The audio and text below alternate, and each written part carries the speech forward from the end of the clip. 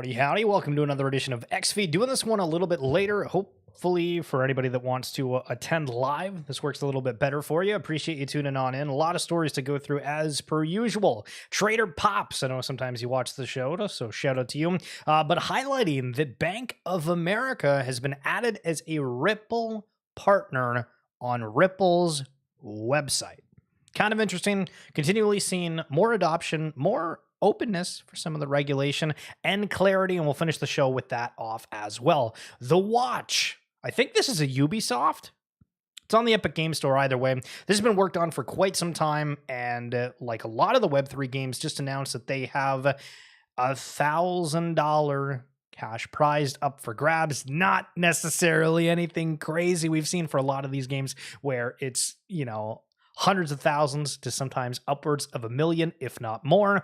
And again, this is something that's probably a little small, but still, nonetheless, excited to see the entire Web3 space. And maybe the aspect that there's some kind of monetary involvement with it is actually going to be the main catalyst for what's going on with Web3 gaming. We say, oh, let's get the hype, the other portions of it. Amanda coming through on the 43 months. Holy sweet marbles. That's going to be more than Xander. Hey, nope. Woo raising hands, medium light skin tone. I mean, actually, I don't know if that's going to beat Xander. It's going to be very close one way or another, but thank you so much for the support. Holy smokes. Hope you are doing all right. Remember when you had a doodle? Do you remember that?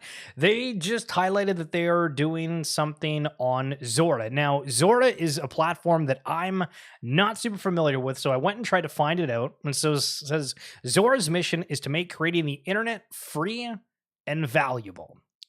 What the hell does that mean? Minting makes information free and accessible to everyone while accruing value to the creator. Zora is bringing the world's imagination on-chain so more people can realize more from their ideas. On-chain and on Ethereum. Ethereum is the trustless network value system of the internet. For the internet, we built on Ethereum. Okay, cool. Best place to mint, 4 million plus mints created. 7.5 mil was their highest sale.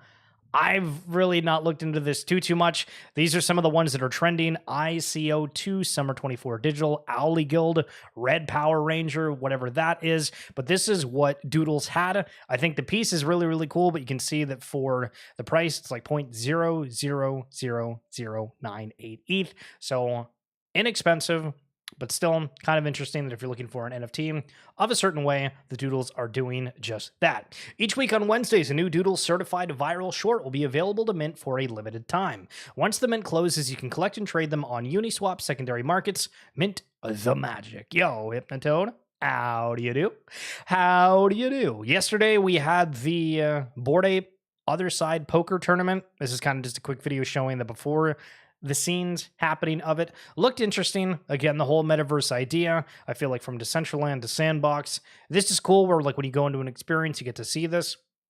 There was another collection that I'm trying to think what exactly it was called. We highlighted it a while ago and we did a video on it, but I forget. It's kind of weird, the amount of things that we've like talked about, highlighted, and then you kind of forget if it's not in the news on the daily. But the interface looked really cool. They had a special charity table for like $5,000 where when somebody won, they kind of pan the camera and you could see the different avatars and the people. And it was kind of neat, but again, we'll kind of wait and see what happens with OtherSide. They're supposed to be cooking a lot. We got more of that for the rest of the stream coming up here momentarily. So yesterday, Portal announced Portal Pay X Futureverse, another collaboration, saying Futureverse is fusing AI and Web3, empowering people to build the open metaverse from Reebok Impact to Gen Music. The Third Kingdom and more were excited for Pay, which is their system, to power cross-chain checkouts in their top games and products. All fees in these products will be used to buy Portal and Root token, which is kind of huge, but they had a Spaces a little bit earlier, and to be honest, I don't think they talked about like the partnership at all. It was just generally getting Aaron to kind of talk and explain kind of the Futureverse thing of them having, the top brands in the world. I've heard the speech like a lot, because obviously we've been following closely with everything Futureverse related, but it's kind of weird at the same time because it's like, we mention all these top tier brands, this, that, and the other thing, but I think for like the average person, it kind of sounds like fluff. I feel like you need to go more into the details specifically of who these brands are, what are the things you're able to do, all of the facets, because I don't know. Just hearing it a bunch of times, I've done the Reebok shoe thing. I think that's neat. I've done the boxing, the AI league, a lot of the gaming experiences and everything, and I think they're not bad. But yeah, listen, I'm ready. I'm ready for the next step. To be honest, I'm ready for the next step over here. Now, a little bit of NBA Top Shot FUD, which some people, I mean, probably a lot of you are like, okay, dude, why do we care about this? But it's weird that we continually having different things on the timeline almost every single day. Where I guess this Diamond individual was somebody who was a big purchaser, and I guess on their recent Run It Back drop 2, whole lot of shenanigans, saying you made a necessary change that had to happen due to the inflated prices of drop 1, which were unrealistic. While the change served the greater good, bada bada bada bada bada, and says do better in the future if you can. And basically he's like, yeah, I'm out. And I'm like, okay, people are just not happy. And then I saw this immediately after. Yesterday, NBA Top Shot had a legendary Run It Back drop featuring moments of Chris Mullin, Scott Skiles, and Tim Hardaway in 24 hours, which is peak transactions usually. 6 total editions were purchased for a total of 5% transaction revenue to Dapper of $75.75. So is the platform struggling? Are there people kind of bailing on it? I don't know. Again, we used to cover Top Shot all the time, and then it just kind of felt like, I don't know. It's not as great. I think, remember we used to talk about the minus estimated value, plus estimated value, and all those kind of things. It got to kind of a weird point, and obviously the market getting to the heights that it did. But during actually that space, now that I think about it, there was a very interesting comment that Aaron made during the Portal 1, talking specifically about how these bigger brands are looking at the space still, and they were able to see everything that happened within cycle 1, but there was like a nugget of something that was really good, a part of like amongst all of that, even though there was kind of a lot of bad, obviously the price is going crazy, certain sustainability aspects, the amount raised was a huge thing, where we heard Garga from BOYC say on the Thread Guy post, like kind of a joke about how you can raise too much. And I think he felt like they were kind of within that boat for that specifically. But it is of note, right? Because the NBA is a huge brand, and they came into the space through NBA Top Shot. And now I don't know if Aaron was necessarily talking about the NBA specifically, but a lot of brands, I think, are paying attention to everything that's going on. So Superverse made this post and says the strongest IP is now part of Superverse, which I was like, okay, what exactly does that mean? Wagme Games isn't just a game, it's a universe featuring comic co-written by Marvel creators, Netflix-ready anime. Okay, does that mean that it's like the strongest IP? I don't know.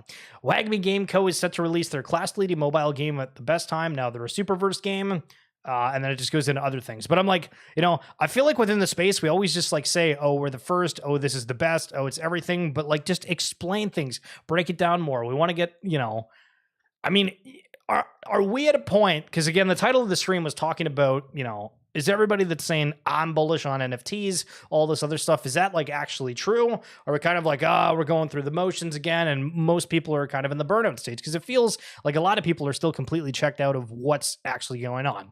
Now, OtherSide, they are picking up what they are doing in terms of the amount that it's happening.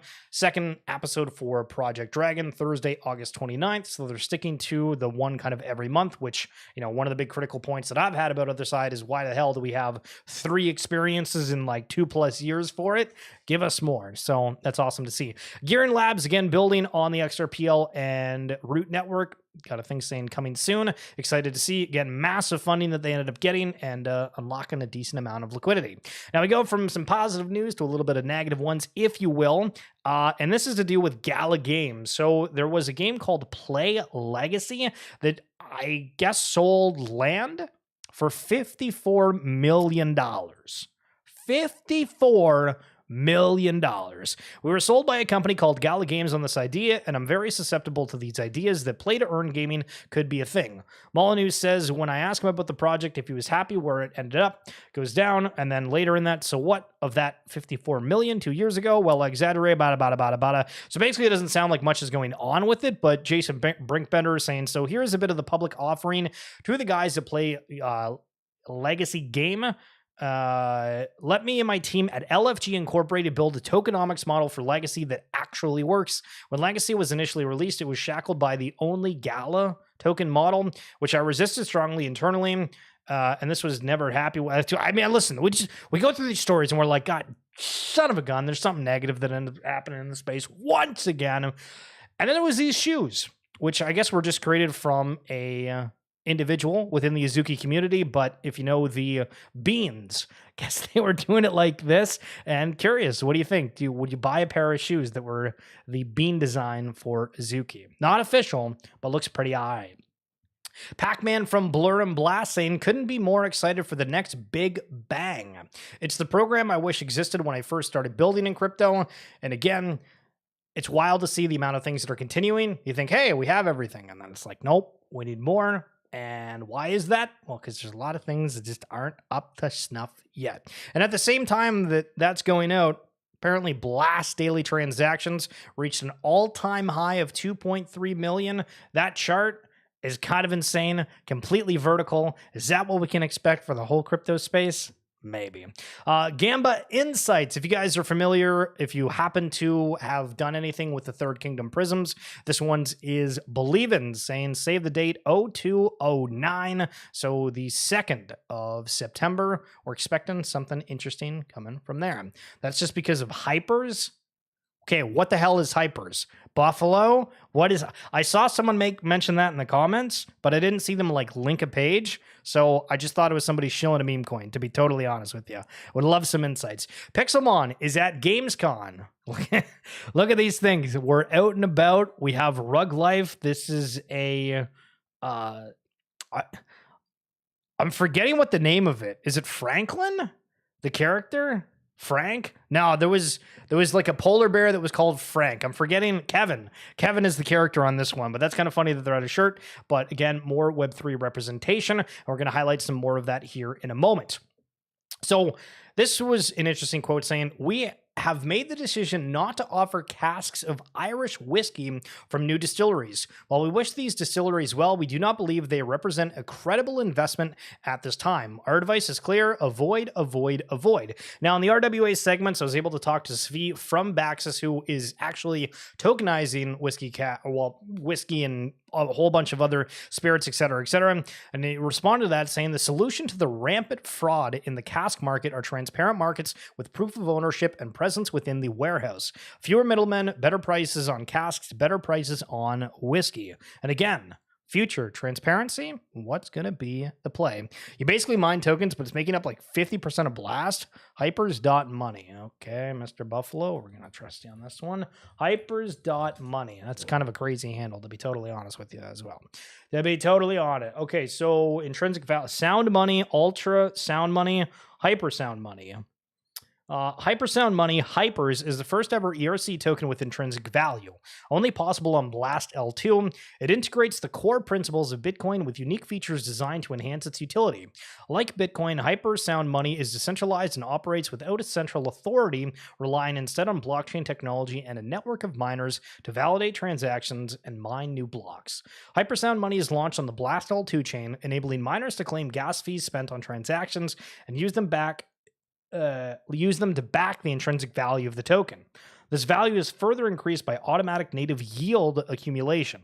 The token is designed to be deflationary, allowing users to burn their token in exchange for a share of this intrinsic value. It's also the first token besides Blast to natively earn Blast points for its holders.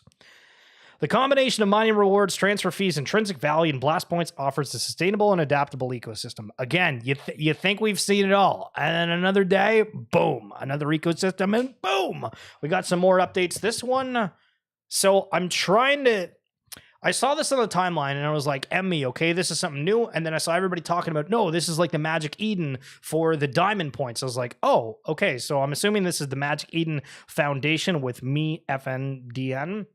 It says, announcing me powering the #1 cross-chain dApps ecosystem. People should be able to trade fungibles and NFTs on any major chain anytime, all in one place. First, ME will be adopted by Magic Eden, the largest Bitcoin decentralized app, NFT platform, and Runes DEX. The ME claim will be in the Magic Eden wallet, available to iOS and Android. After claim, ME incentives will live in the wallet. So, okay, cool. What are we expecting from this? Is this kind of like another liquidity driver for the market? Seems like it. right? There's all these things that are starting to ramp up, all the talk about Q4 being big. People have stimulus. Well, you know what they're going to do with it. So this is some updates from the Doodles community. A couple of the cast members will be there for TIFF, which is their Dudes and Dudsville film at Toronto Film Festival, which is coming up. So it'll be cool to see some of those people, at least online from photos, I'm assuming. Space Miles will be the cornerstone of our reward system. So this does sound like for a token, for extra airdrops, whatever is happening with Doodles. For anybody that doesn't know, if you buy Doodles, you can, like, within their app, just swap it and it turns into like a space doodle and you can earn miles from that. And also mentioning Project Ray might not even be the biggest thing we do this year. So a lot's cooking in the Doodles camp and very cool to see that. So I saw this post and I just, let's bring it up for a second and have a quick little discussion. It says best NFT communities to join right now. There's Sugartown, I believe, is that first one. They have the Plague, Chimpers, Sappy Seals, Moonbird, Cyberkongs, Onifors, Ranga. There is a huge kind of weirdness within the space where it feels like a couple of these collections get brought up in absolutely everything that's a broad scope. Now, there's a lot of collections that don't get any attention kind of whatsoever in that grander scheme of things, but at the same time, have you seen these other collections and been incentivized at all to join it? For Moonbirds, for Ranga, for Cyberkongs, I've seen things, but there's nothing that's been, making me actually go out and purchase something from those ecosystems. And I'm curious because, I do the same thing, talk about the collections that I'm interested in. And you have to, whenever you try to pitch it to somebody else, what are the sales pitches? Are they getting better? Are they getting worse? How do you feel about it? Now, Courtyard, just reminding you that we were once in the NFT space all for the art, right? Hiring some Latios cards that are coming out for Pokemon. It's just kind of funny that there is such a massive market for cardboard collectibles where, one of these things can be going for thousands of dollars, and it's crazy. Now, speaking of Cyberkongs a moment ago, and yesterday, they announced that they were doing a Adidas merch collab, and well, another one.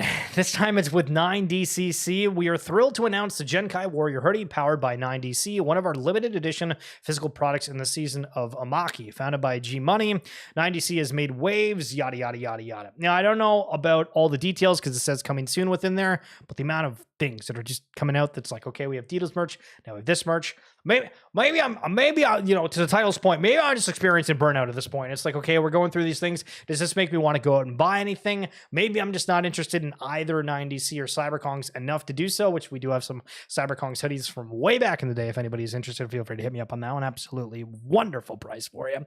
But Ape Chain, highlighting that they have the Ape Builder coming out, so plug and play game development, create your own marketplaces, invisible wallets, leverage SDKs for Unity, yada, yada, yada. The amount of different tools, ecosystem builders across the space, absolutely crazy. Absolutely crazy. Another game having a play test, very big one for the Gala Games ecosystem. If you're not familiar, they basically fired the entire team that was working on this before, hired a new set of devs, and they are having their play test on August 27th. It's going to be for 4 days. Love that aspect. We've seen a couple of collections go the route of having it where it's a single instance. Like OtherSide, not a huge fan, would very much prefer everything to be more lengthier. Carl, highlighting some different things you might not have seen. We've already gone over some, but we'll go over the ones that we haven't. So GShock, which is a watch brand that also partnered with Doodles before, and those watches that were previously sold for like $200 are going for like $500 or something crazy now. But anyway, they're partnering with Move to Earn game Steppin', and this was a Web3 app that allowed you to take steps, earn shoes, digital wearables, all that kind of stuff. 800 virtual sneakers to be released. Raffl Mint is August 26th to the 29th. And again, that's kind of the idea of what they look like in the digital format. Persona, they're going to be releasing a manga and highlighting some of the owner NFTs within there. Again, nothing too crazy, but it is what it is. Cyberkongs, CDs, and some other stuff that we've already gone over. And then Lamina, saying Metaverse Pioneer movie FVX team unite for blockchain project. Talking about Weta Workshop, people behind some of the special effects within The Hobbit and Lord of the Rings. So it's rather, it's a rather significant opportunity, or at least name, from our understanding. The blockchain protocol launched by New York Times bestselling author Neil Stephenson, who conceived the term metaverse in a 1992 novel, has collaborated with a special effects firm known for their work on Lord of the Rings trilogy on blockchain-based endeavor. An announcement sent to Cointelegraph, Stevenson's Lamina 1 protocol said it's launching a world-building project with Weta Workshop, a special effects and video game development company based in New Zealand. Weta Workshop is known for its work on producing sets, costumes, armors, and creatures for films in The Lord of the Rings and The Hobbit, which we kind of just went over. And again, we're just, another chain, another thing to build on. And it's funny because we went over like the saturation of like meme coins, right? And the amount of different things out there. When we talk about the space as a whole, there's an infinite amount of things. And we start really kind of blurring the lines of, okay, this is kind of a niche too. This is just everyone building, everyone that's doing anything has some kind of incorporation with the blockchain, Web3, et cetera, et cetera. And it's wild that we're kind of just sitting here watching it all unfold. Okay, so In-Betweeners, this is a collection that really got its name because Justin Bieber had it as his profile picture. The artist for that was also in cahoots with them. I don't mean that in like a bad way, but they're just partnered together for certain things as like a designer. And then all of a sudden they switched massively to be, hey, we're launching a meme coin and we have like all these previously very well thought out professional looking attire and things to woo, Moonboy, Moonboy, Moonboy. And it's kind of funny because I was like, okay, so let's check things out a little bit. And I was going to their site and looking at the merch. So 140 pounds, which I'm pretty sure pounds are like a fair amount. So this, I'm assuming, would cost me like $200 Canadian for some shorts, 150 pounds for a hoodie. Some of these other ones, curious if you guys have any hot takes regarding them. This one has got a bear eating a pasta, 75 pounds for that one. Kind of crazy. Obviously, the quality's probably great, but still. Yo, RDL, what's going on? How are we doing, brother? You watching any Jays games lately? I haven't at all. Unbelievable. Okay, so Jesus Martinez is out at Wilder World, or at least got this photo from there. So similar to what we saw a little bit earlier with Pixelmon, Wilder World is there, as is Illuvium and Samsung. When Wilder World highlighting kind of it's like a 3-part collab for this. These are what the booths look like. Absolute chaos and cool to see. Now, this is a little bit of a closer look on what's going on, where they have the full ensuite of real race chairs, cars, and everything else. So people are experiencing that, enjoying it. Not everybody's going to have that actual setup at home, but very cool to see their presence there at such a big festival. Now, this wallet's been dormant for 6 years. I want you to imagine, right? You get a buddy, and they're like, man, listen, I want you to create a MetaMask. This is years ago. And we're going to load it with like $100, $200. And we're going to buy CryptoPunks when they're going for absolutely nothing. And then they lose the seed phrase or something crazy. 6 years these have been sitting there. I mean, I don't even want to do the math, but I feel like this is easily $1 million+ dollars. Kind of crazy. Oh, that was a trip. What universe is this? Happened in too many universes. It's canon. Only Pepe can save crypto. Curious to see if it catches a bid again. And it's wild to think, too, that's actually a good point. Before, I feel like we forget about it, right? Because for the market, for the most part, has kind of been dormant. But if you remember the Pepe run, that was absolutely insane. Overnight, we had people on Spaces that were like, this is life-changing money. I don't know what to do. Like, people were going on, like, random posts when it was just kind of like everybody doing Twitter Spaces at night, looking for financial advice. And it was, it was kind of a funny time, to be totally honest. Matic, Polygon is now just becoming Pull or Polygon. Pull for sure. You know what I mean? But if you're holding on Coinbase, you don't need to do anything. I think for the most part, you don't really have to do anything for most of these. It might be completely inaccurate with that, but for the most part, it's usually just like changing the ticker. So yeah, if you're holding on an exchange, you're good to go, but realize that your Matic is now going to be labeled as something different, even though it's the same thing. And I thought this was interesting. HR 4766, US law. Marty party and thinking we're about to go bananas. What does it say? Limitation on who may issue a payment stablecoin. It shall be unlawful for any person other than a permitted payment stablecoin issuer to issue a payment stablecoin for use by any person in the United States. So the conversation around regulative clarity continues. I mean, That's not a terrible start because I haven't seen that one before. This is new. What else is going to be new, and what else are they going to highlight? That's going to be it for this edition of XFeed. I appreciate you guys tuning on in. If you are wanting to support the stream at all, you have the option of subscribing on Twitch if you like, or on YouTube. There is kind of a membership that's like $2.99 a month. And again, I appreciate the hell out of you guys just for hanging out and being here. But